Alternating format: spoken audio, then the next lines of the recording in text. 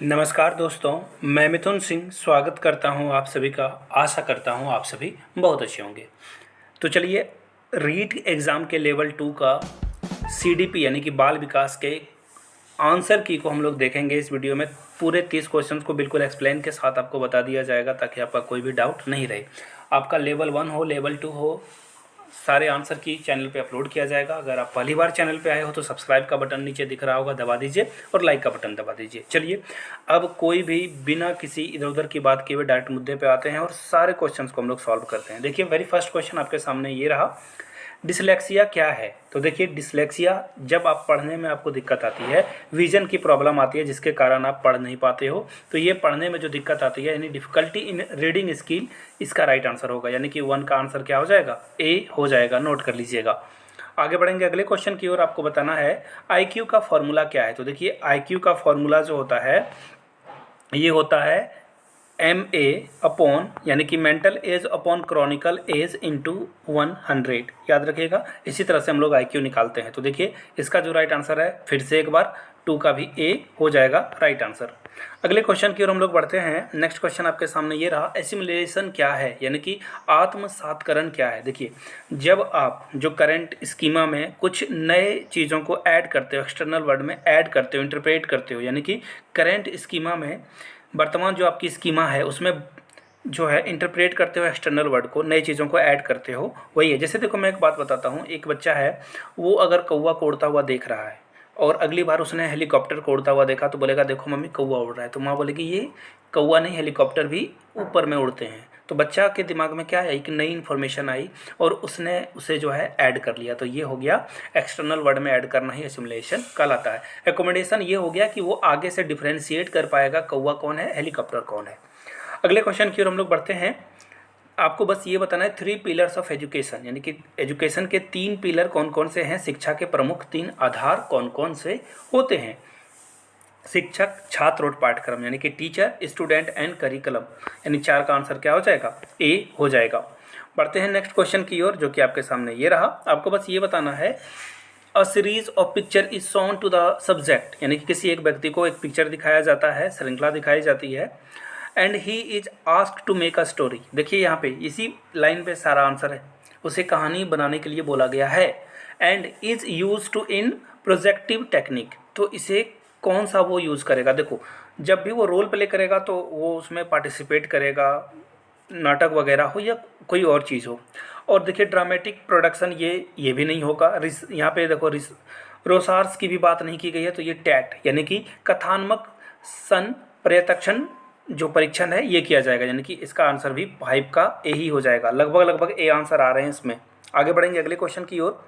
Question number 6, निम्नलिखित में से कौन से व्यक्तिगत का आकलन करने के लिए एक व्यक्तिगत विधि नहीं है। तो देखिए, यहाँ पे देखो, सबसे सिंपल बात है ना, नहीं बोल दिया गया है, नॉट बोल दिया गया है क्वेश्चन में। इस बात का खास ख्याल रखेंगे आप। तो इसमें जो राइट आंसर होगा, जब आप वस्तु सिंचित तकनीक का इस्तेमाल करोगे तो ये अच्छा विधि नहीं माना जाएगा। राइट आंसर 6 का क्या हो जाएगा, सी हो जाएगा।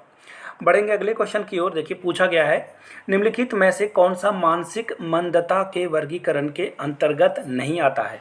हल्की सी मानसिक जो मंदता है, मिल्ड रिटार्डेशन, मध्यम या फिर तीव्र या गंभीर। तो देखिए, सारे ये जो मध्यम, तीव्र और या हल्की है, ये तीनों तो आते हैं, ये तीनों आते हैं, लेकिन जो गंभीर है, सीवियर, ये नहीं आता है। तो राइट आंसर आपका 7 का भी क्या हो जाएगा, सी हो जाएगा। अगले क्वेश्चन की ओर हम लोग बढ़ते हैं। क्वेश्चन नंबर 8, RTE यानी कि राइट टू एजुकेशन के तहत जो है, कोई बिना प्रमाण पत्र के विद्यालय नहीं खोल सकता, स्थापित नहीं कर सकता है। तो उसके लिए क्या ज़रूरी है, उसके लिए प्रशंसा ज़रूरी है, एप्रिसिएशन लेटर किसी का हो, टर्म एंड कंडीशन, या फिर रिकग्निशन, या फिर प्राधिकार। तो देखिए, आपको रिकग्निशन मिलेगा तभी आप नए स्कूल को खोल सकते हो, मान्यता मिलेगी तभी आप नए स्कूलों को खोल पाओगे। तो राइट आंसर फिलहाल क्या हो जाएगा, 8 का बी हो जाएगा। अगले क्वेश्चन की ओर हम लोग बढ़ते हैं। क्वेश्चन नंबर 9, देखिए, अनुभव द्वारा उत्पन्न व्यवहार या व्यवहार क्षमता में किसी भी अपेक्षाकृत अस्थायी परिवर्तन को क्या कहा जाता है। देखिए, यहाँ पे बिहेवियर में चेंज और उसके पोटेंशियल में चेंज होने की बात की जा रही है। अधिगम हो जाएगा राइट आंसर, ए हो जाएगा इसका करेक्ट आंसर। यानी कि बच्चा में कुछ भी व्यवहार में चेंज आ रहा है तो उसे लर्निंग कहा जाता है, अधिगम कहा जाता है। अगले क्वेश्चन की ओर बढ़ते हैं।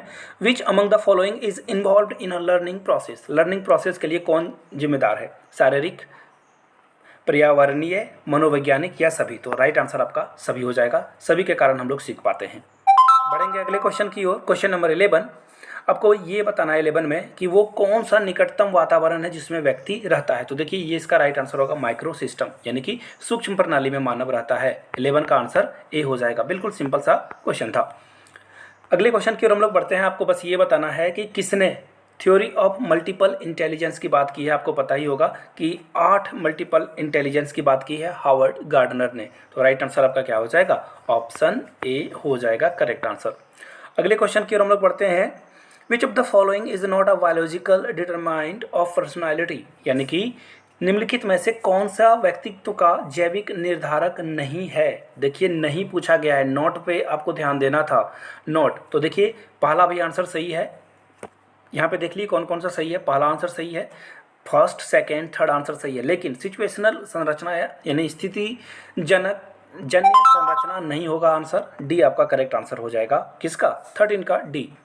अगले क्वेश्चन की ओर हम लोग बढ़ते हैं। आपको बस ये बताना है कि निम्नलिखित में से कौन अनुवांशिकता का सामान्य नियम नहीं है। प्रगति, प्रतिगमन, रूपांतरण या जैसे पैदा होता है उसमें। तो देखिए जब भी हेरिडिटी आएगी ना तो गुण तो आता जाएगा, तो यानी प्रगति तो राइट आंसर हो जाएगा, प्रतिगमन भी राइट आंसर हो जाएगा, रूपांतरण तो होता ही है। तो राइट आंसर क्या होगा? डी हो जाएगा।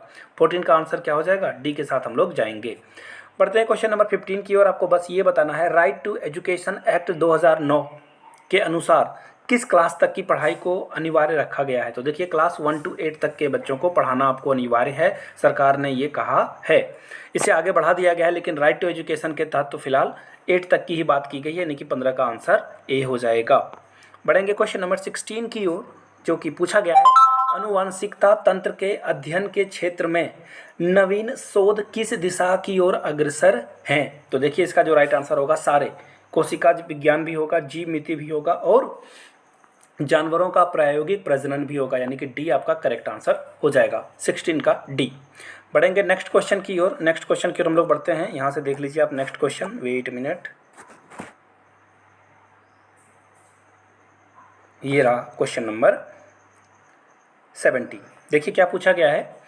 RTE एक्ट 2009 के अंतर्गत टीचरों को कितने घंटे पढ़ाने का निर्देश दिया गया है। तो जब भी आप RTI 2009 के PDF को ओपन करोगे ना, PDF को पढ़ सकते हो आप, एग्जाम में क्वेश्चन आते हैं।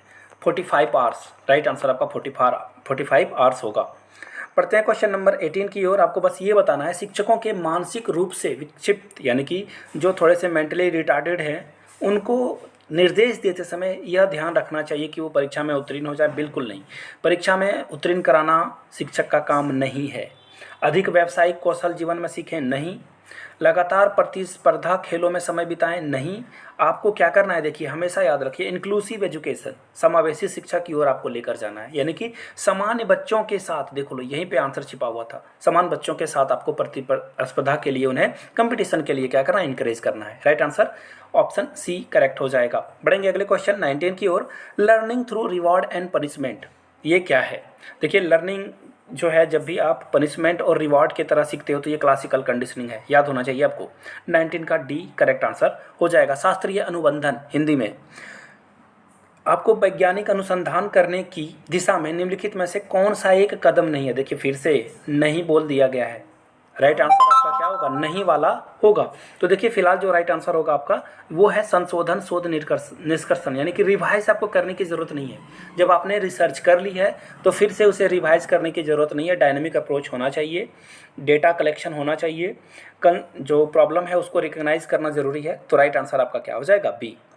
बढ़ेंगे क्वेश्चन नंबर 21 की ओर। 21 में पूछा गया है कि परीक्षण की संदर्भ में दो विभिन्न अवसरों पर एक ही परीक्षण पर किसी व्यक्ति द्वारा प्राप्त लब्धांकों की संगति से क्या होता है। तो देखिए इसका जो राइट आंसर होगा वो होगा इनमें से कोई नहीं।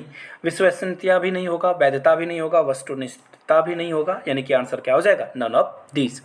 बढ़ेंगे अगले क्वेश्चन की ओर। Right to children for free and compulsory education falls under कौन से एक्ट में आता है। देखिए अभी शायद अभी आपने तुरंत ये क्वेश्चन पढ़ा होगा, वेट ए मिनट में आपको दिखा दूँ। देखिए यहाँ पे देखिए क्या लिखा हुआ है, RT एक्ट 2009। आंसर तो आपका यहीं दिया हुआ था। तो इसका जो राइट आंसर क्या हो जाएगा, यहाँ से आप देख लो, इसका जो राइट आंसर होगा वो होगा 2009। 22 का क्या हो जाएगा, ए करेक्ट हो जाएगा। बढ़ेंगे अगले क्वेश्चन की ओर, जो कि आपके सामने ये रहा। प्रतिभाशाली की पहचान में हमें किसकी प्राथमिकता देनी चाहिए? माता पिता की राय की बिल्कुल देनी चाहिए। वस्तुनिष्ठता, परीक्षा का परिणाम नहीं, परीक्षा का परिणाम से आप जो है किसी को टैलेंटेड गॉड गिफ्टेड नहीं बता सकते हो। शिक्षकों की राय, देखिए ये दोनों इंपॉर्टेंट हैं, लेकिन कम्युनिटी व्यू पॉइंट जो है ये बहुत इंपॉर्टेंट है कि सारे समाज के लोग कैसे, वो एक्चुअली कम्युनिटी में सारे लोग आ गए, माता पिता भी, शिक्षक भी आ गए और पड़ोसी भी आ गए, तो राइट आंसर आपका डी हो जाएगा। अगले क्वेश्चन की ओर हम लोग बढ़ते हैं। फ्रॉइड के अनुसार, देखिए फ्रॉइड ने इद ईगो सुपर ईगो की बात की थी, इदम अहम परा अहम, यानी कि इद ईगो और सुपर ईगो की बात की थी। तो 24 का आंसर आपका होगा ऑप्शन बी। बढ़ेंगे अगले क्वेश्चन, यानी कि क्वेश्चन नंबर 25 की ओर। Tendency of body to maintain steady state is, यानी कि जब आप अपने अवस्था को बनाए रखने की बात कर रहे हो ना, तो ये सम स्थिति होगा। देखो आंसर ऐसे दिख रहा है, 25 का ए हो जाएगा करेक्ट आंसर। बढ़ेंगे क्वेश्चन नंबर 26 की ओर। इसमें जो है सीता एक डे केयर सेंटर में काम करती है, वेतन कम है और काम के घंटे लंबे, यानी कि काम ज़्यादा लिया जा रहा है और सैलरी कम दी जा रही है, लेकिन वो बच्चे के आसपास रहना पसंद करती है, यानी कि वो बच्चों के साथ जो है रहना पसंद कर रही है। उच्च वेतनवान नौकरी की तलाश करने की कोई इच्छा नहीं रखती, इनकी बाहर की नौकरी से ज़रूरत नहीं है, जहाँ है वो खुश है। सीता की प्रेरणा किस प्रकार की लगती है? तो देखिए बाह्य प्रेरणा तो है नहीं यहाँ पे, तो ये दोनों कटेगा। सेल्फिश वो है नहीं, ज़्यादा सैलरी की उसे ज़रूरत नहीं है, तो राइट आंसर क्या हो जाएगा, आंतरिक, ए इसका करेक्ट आंसर हो जाएगा। बढ़ेंगे अगले क्वेश्चन की ओर, जो कि है 27। आपको बस ये बताना है कि उस व्यक्ति, जब कोई व्यक्ति सूचनाओं को संसाधित कर रहा होता है तो मस्तिष्क में चलने वाली मानसिक गतिविधि क्या कहलाती है? ये थिंकिंग कहलाती है। सी आंसर इसका करेक्ट हो जाएगा, 27 का सी। बढ़ेंगे अगले क्वेश्चन की ओर। Which of the following has not been shown to help maintain a healthy level of recognition function, यानी कि निम्नलिखित में से कौन सा संज्ञानात्मक कार्य पद्धति के स्वस्थ स्तर को बनाए रखने में मदद करने के लिए उपयुक्त नहीं है? ध्यान दीजिएगा, नॉट वाली बात की गई है यहाँ पे, नॉट। तो देखिए इसका जो राइट आंसर होगा, देखिए खेल में आप जब पार्टिसिपेट करोगे, गेम खेलोगे, तो डेफिनेटली आपका कॉग्निशन जो है ये बढ़ेगा, संज्ञानात्मक विकास तो होगा। पढ़ोगे तो भी विकास आएगा, क्रॉस वर्ड पजल सॉल्व करोगे तो भी बढ़ेगा, लेकिन आराम से बैठे रहोगे तो इसका कोई उपाय नहीं है। राइट आंसर आपका क्या हो जाएगा, सी हो जाएगा। बढ़ेंगे नेक्स्ट क्वेश्चन, यानी कि 29 की ओर। आपको बस एक स्टेटमेंट दिया था, किसके द्वारा ये बातें कही गई थी ये बताना है। Life represent a continuous chain of struggle for existence and survivals. Darwin साहब कहाँ हैं, ए नंबर में। 29 का आंसर ए हो जाएगा। बढ़ेंगे अगले क्वेश्चन, यानी कि 30 की ओर। Very last question of the CDP। Which of the following is not a major period of cognitive development given by प्याजे। प्याजे के द्वारा देखिए सेंसरी मोटर पहला हो जाता है, दूसरा होता है प्री ऑपरेशनल, तीसरा होता है कॉन्क्रीट और चौथा होता है फॉर्मल। तीनों तो दिया हुआ है, कॉन्क्रीट नहीं दिया, कॉन्क्रीट की जगह साइक्लिक स्टेज दिया है, जो कि नहीं होगा क्योंकि यहाँ पे पूछा गया है नहीं है। देख लीजिए नॉट वाली बात की गई है, तो राइट आंसर आपका क्या हो जाएगा, 30 का सी। और भी सब्जेक्ट की आंसर की आपको मिल जाएगा, लिंक आपको डिस्क्रिप्शन बॉक्स में भी मिल जाएगा और चैनल के वीडियो सेक्शन में भी जाकर आप देख सकते हो। Thank you so much, video आपने यहाँ तक देखा। अगर वीडियो यहाँ तक देख लिया तो नीचे कमेंट में जय हिंद जरूर लिख दें। Thank you so much.